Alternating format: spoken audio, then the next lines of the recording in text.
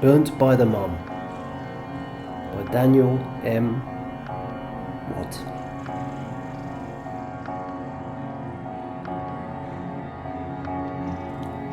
The first time Monica touched my face, I pulled back as if I was contagious. Shh. Her voice was leaves in the wind. Shh. It's okay. She placed her palm on my cheek, on the burnt one. One small step for man, she kissed it. One giant leap for me. She was a friend of a friend. I never went on blind dates per se because I always expected the worst.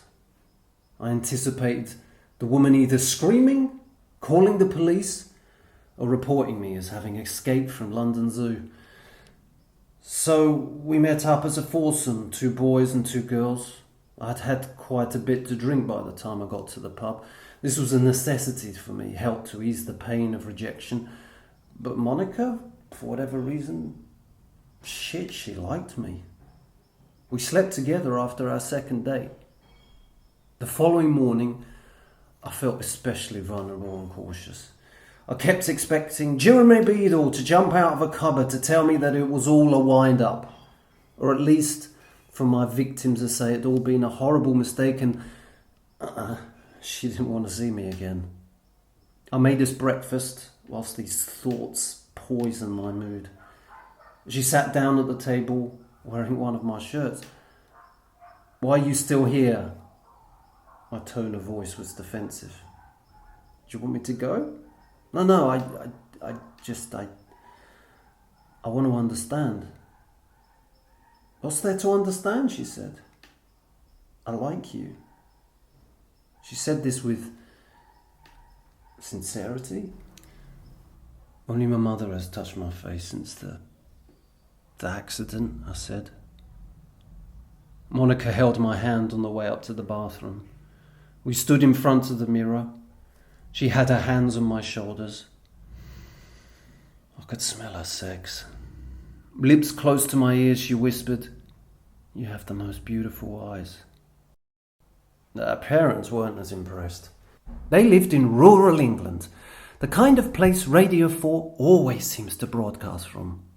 For me, the idea of England outshines the reality. Most of it is crap, but Radio 4 convinces you otherwise. And there was no doubting that Monica's parents were Radio 4 listeners. Her family was functional. They didn't need a misshapen cog in the works like me. Their village was simple and green. It had just one pub, and all the shops were privately owned, no chains. Cars were Land Rovers, dogs were big and well groomed, and the people walked around in Wellington boots and hats. It was the sort of place that Agatha Christie would have liked. We stopped off in the pub for a quick drink. The barman didn't look me in the face when I made my order. We sat down. Monica fumbled with a tissue. "I can't decide if I love this place or hate it," she said. "There are worse places to grow up," I chipped in. "My parents are very old school, okay? I mean, like this pub." "I know," I nodded. "Be patient, okay?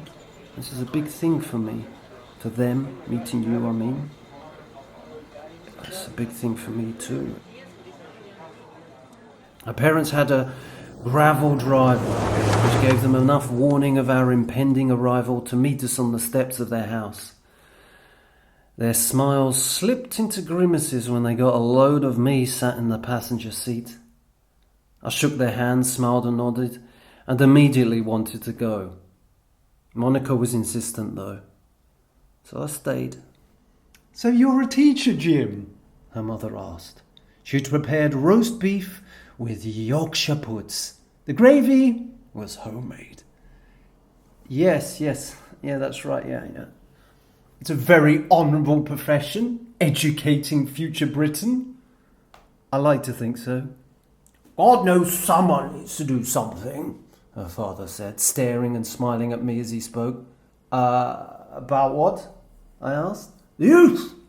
They show their elders absolutely no respect. But there's not all of them, I pointed out.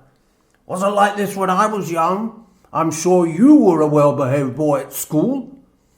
These people today with their modern-day ideas and liberal perceptions of things, Her father gave me a nod.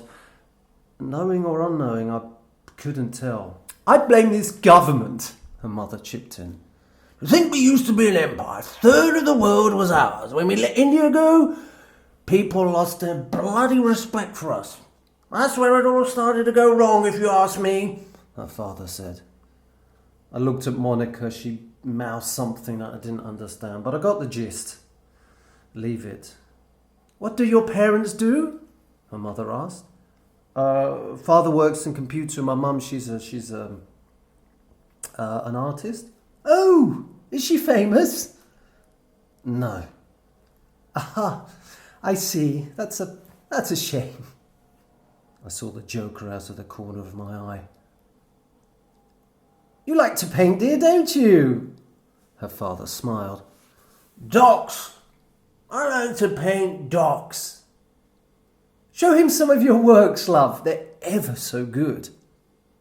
We were standing in what I took to be his study. Whiskey? Please. He handed me a glass. I looked about. On the walls were paintings of dogs just like those big ones I'd seen in the village. Magnificent creatures, he said, reaching down into his pants and rearranging something. Personally, though, I don't like the idea of having to live with a creature that doesn't wipe its own arse after it shits. You a dog man, Eric? Not really, no, I guess. Cats? No. Monkeys?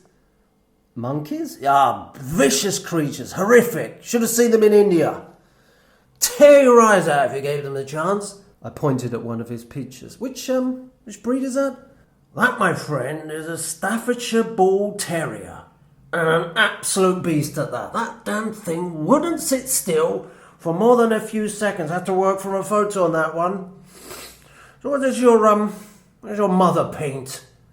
Sort of abstract, shapes, colour, forms, things like that. Ah, one of those, huh? One of those what? You think your mother and I would get along? My mum and you? Yeah. What do you think? He was obviously looking for some sort of compliment or certification that we'd all get along. Perhaps. She did that to you? The burns? I nodded and took a large swig of whiskey. He was staring hard. You've forgiven her? I tried not to break his gaze. Honestly, I don't know. Her father set his glass down. He placed his left foot on the seat of a chair and rolled up his trouser leg. See that?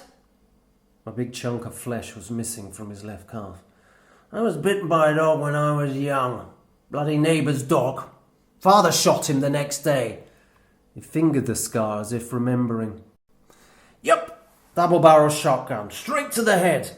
Made one hell of a mess, I can tell you. Brains splattered all over the bloody pavement. He rolled his trouser leg back down. Never ever forgot that image. Guess these, paintings have something to do with that. They're not bad, I said. Sold some of them to the owners, get a little extra pocket money that way. Treat myself now and again when I want to get away from the trouble and strife. He indicated the bottle of whiskey on the table. You collect anything? Stories, baby. You mean books? No, stories, In my head, he frowned. Come. We went into the attic. Amongst all the junk, there was a small chest of drawers. He unlocked them. Trouble and strife never snoops about. I trust her, but still, with these things, you can never be too sure. He opened the top drawer. You ever heard of Joseph Mengels? No, name doesn't ring a bell. Nasty man, bloody Nazi. Lived and worked in Auschwitz. I looked in the drawer. There are a number of medical instruments, shiny and polished, neatly lying side by side, and a piece of purple material I took to be velvet. Is this... Her dad leaned in close. Use these to cut people open. Experiment on them. Most of them those, Jews. Horrible things to pregnant women with these things. He picked up a scalpel. Here, take it. He offered it to me. I just shook my head, put out a hand. Oh, go on. I don't want to. He slammed the drawer shut, then opened another, full of soap. Made from human fat, he said. I stood in silence, watched him swig his whiskey, ice cubes tinkling against the glass. You seem like a decent chap, and I believe in giving everyone a chance. You hurt my moniker, though, and I'll come down on you like a bloody ton of bricks.